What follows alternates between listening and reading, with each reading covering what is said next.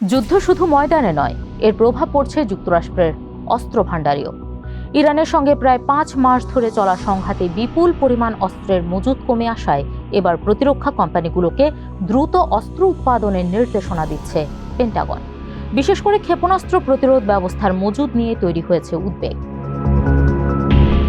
8 August পেন্টাগনের মুখপাত্র শন পার্লেন জানিয়েছেন, অস্ত্র কেনা বাড়াতে কাজ করছে প্রতিরক্ষা বিভাগ।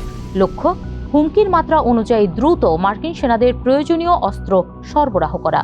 গত সপ্তাহে এই প্রক্রিয়া আরও দ্রুত করার পদক্ষেপও নেওয়া হয়েছে। এর আগে 5 আগস্ট প্রতিরক্ষা শিল্পের নেতাদের কাছে একটি মেমো পাঠান উপ প্রতিরক্ষা সচিব স্টিভ ফাইনবার্গ।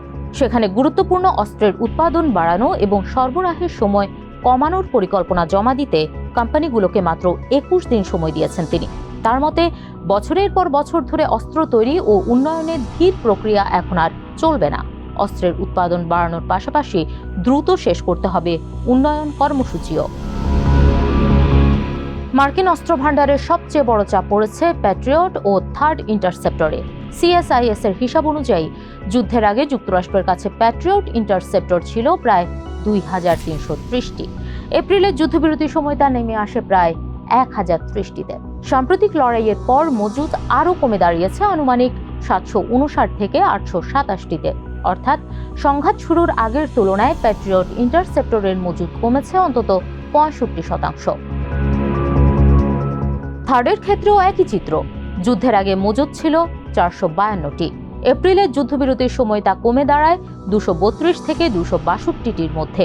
পরে কিছু ক্ষেপণাস্ত্র পুনরায় মজুত করায় এখন সংখ্যা বেড়ে হয়েছে 234 থেকে 278টির মধ্যে। তারপরও যুদ্ধের আগের তুলনায় মজুদ অন্তত 38% কম।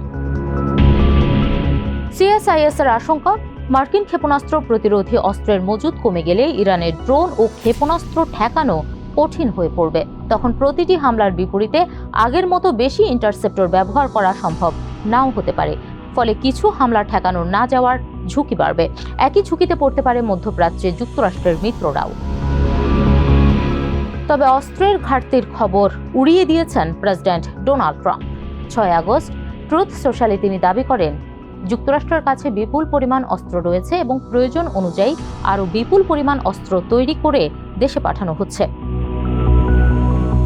এদিকে অস্ত্র উৎপাদন বাড়ানোর প্রয়োজনীয়তা স্বীকার করছে পেন্টাগন।